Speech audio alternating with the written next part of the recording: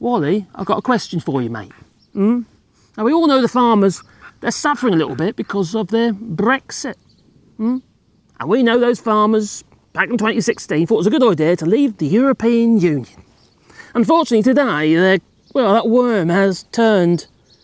They're not happy with their Brexit. In fact, many of them are saying, I think we should rejoin the European Union. Yeah. Now, Wally, how do you feel about Brexit? He doesn't give a diddly squat. Do you, my boy? No. As long as he gets tummy rubs, like that, that's it. You got your tummy rubs, haven't you, Wally? Eh? And have a fuss. That's all you care about, but the farmers, do you know this, boy? The farmers, they're pretty much stuffed themselves, unfortunately. It's not funny, At the end of the day, it's all about food security. Well, there's been a survey, yeah. A survey that's been instigated by the Farmers Weekly. So I thought I'd share it with you. In fact, Paul McLennan, he's a columnist, yeah, MSP. He's wrote a column. So I thought I'd read it to you. It's quite interesting, really, because it looks like farmers now have changed their minds. So, the farmers are very concerned over Brexit. Now, Farmers Weekly, they asked this question. How did farmers feel about Brexit in 2017? It was conducted in late May and early June 2023. Well, that survey attracted more than 900 responses. Well, I'm going to get off the ground because I'm getting damp. Yeah, got 900 odd responses they did, covering all sectors, including those who work on the farms, as well as those who work, from elsewhere in the industry, the supply chain and what have you. Well, they were asked whether they believed Brexit had been a positive or negative for the UK's economy and farming as a whole. Well, the overriding sentiment was negative. They think it's shit. I think it's shit. I think anyone with any common sense thinks it's shit. Now, the thing I don't understand is why did they... I think it's a good idea to leave, the European Union, who's buying most of their food. That doesn't make any sense. It's like shooting yourself in the foot. You might as well shoot yourself in the face at this rate. Well, about 3/4 of the responses were negative. They thought leaving the European Union was a really bad idea. And so do I, as you might, tell. But, they were asked, about the state of their own businesses due to Brexit. Well, a similar picture emerged with 69% saying it had either, fairly negative or very negative towards their businesses. So there's no benefit there of Brexit. They were told, weren't they? Be sunlit uplands. But unfortunately for them, that sun never shone. Or shone? Well, they say it's either fairly negative or very negative. Increasing red tape, a worsening economic situation, damaging free trade deals, such as one with Australia. That's kicking in now. Yeah, that's really going to, make them suffer. But it seems that farmers and those working in ancillary industries are far from satisfied with their Brexit. Now, we know that they, as a majority, voted to leave the European Union. Not a clever move. No. Now, this kind of, it really bugs me in many ways because all my life working in construction, building, carpentry, joinery and that sort of stuff, hands on the tools and all that, I would never vote for something that I knew full well was going to scupper my business. I'm not going to listen to people like Nigel Farage and people like him, I'm not going to listen to Michael Gove about, the fishing industry. No. Why would I do that? And then farming. Oh my giddy aunt. You'd have thought they'd realised that, they'd be shooting themselves in the foot. That's exactly what they've done. Well, looking how it's all panned out between different sectors of farming, it is clear that the old adage, up called and down hauled, does not apply. Both arable farmers and livestock farmers are equally disappointed. Now, according to the survey, some 70% of the farmers who grow cereals and they fell in a hole.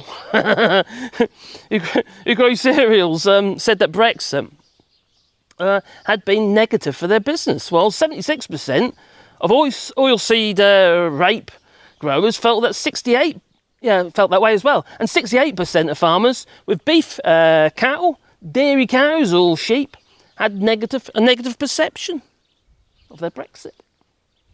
Well, perhaps it's not that, surprising, is it, that the two sectors that were even more negative were those growing vegetables. Now, 81% of them. And those keeping pigs, 79% of them. They've all had enough. They say it's shit. And it is. Brexit is shit. Hence Brexit. Oh, lovely, wouldn't you say? Well, both have, they've been especially hard hit by the record, not record I'm talking about, the reduced availability of pickers and, slaughterhouse workers, who used to, comprise of, a significant workforce of them, I suppose, were coming from the EU. That before Brexit limited their availability. Besides, why would they come? Why would they... the workers, that is. Why would they come? They get tied to one farm since they'd be sponsored. And if they don't get on, quite frankly, then your option they've got is to leave the country. Not much incentive there, is there? So they can't get the people. People, because not making them anymore.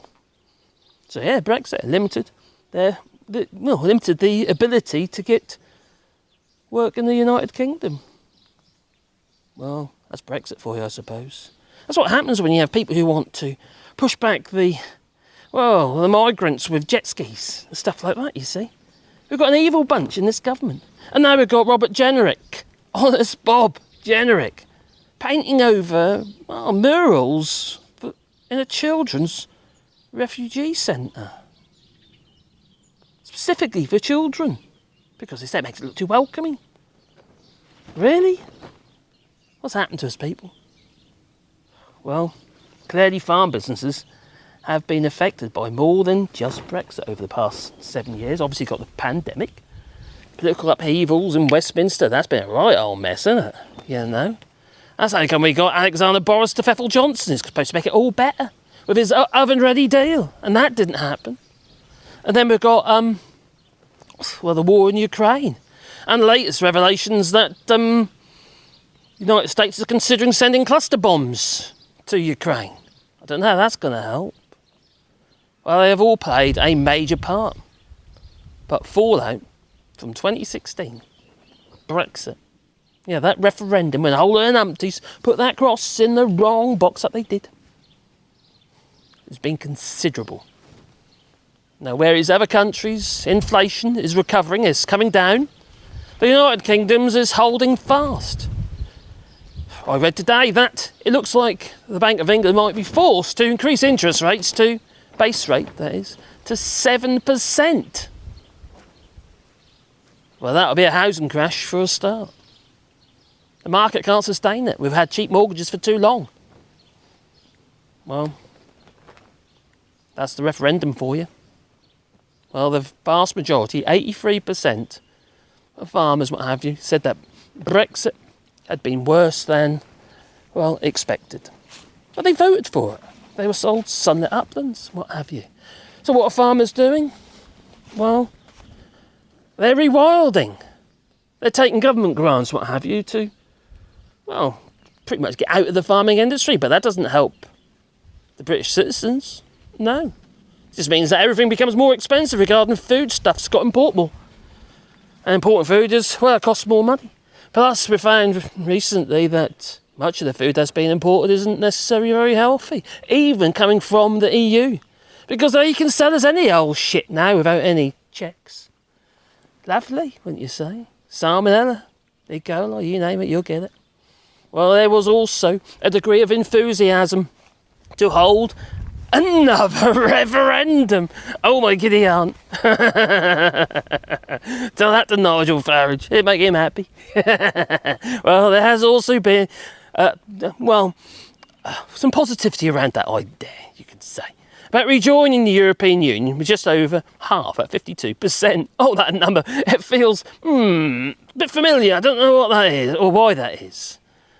Well, failing that, 70% of farmers surveyed felt they should at least rejoin the single European market.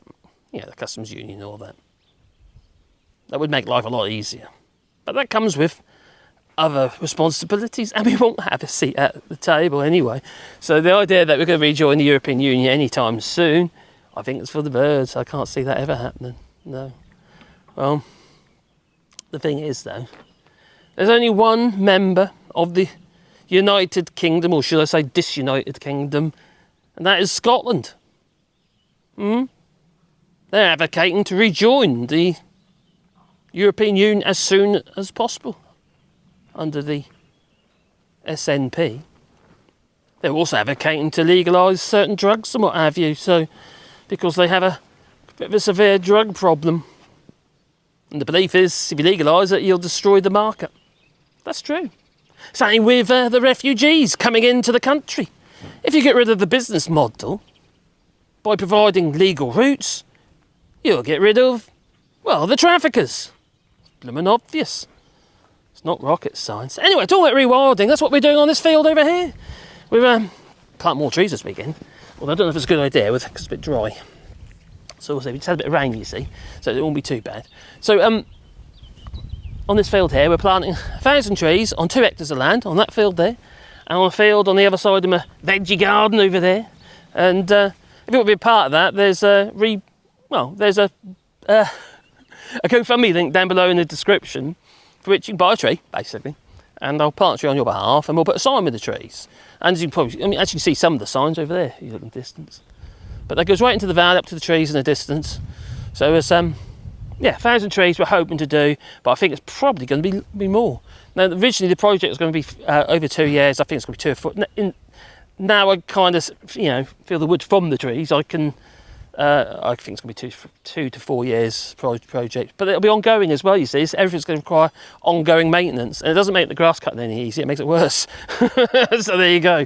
So anyway, if you want to support the channel, you can do it on Patreon or buy us a coffee, and the links are down below. But like I said before, with the trees, so I'll make a sign to go with the trees. But also we're making bird boxes, bird houses, and bat roosts and what have you as well to accompany the trees. So it's quite a nice project actually. But anyway, there's the Patreon, there's Buy Me a Coffee, and if you want to become a member, memberships. I've got memberships down below, and I'm thinking about what kind of little perks we can do for the members. Try and come up with some ideas. Yeah. It won't include nudity. No, definitely not. Won't do that at all. Ugh. No, I won't do it to you. Oh, my giddy aunt. Oh, before. Anyway, time for me to go, so I say ta-ta, so ta-ta.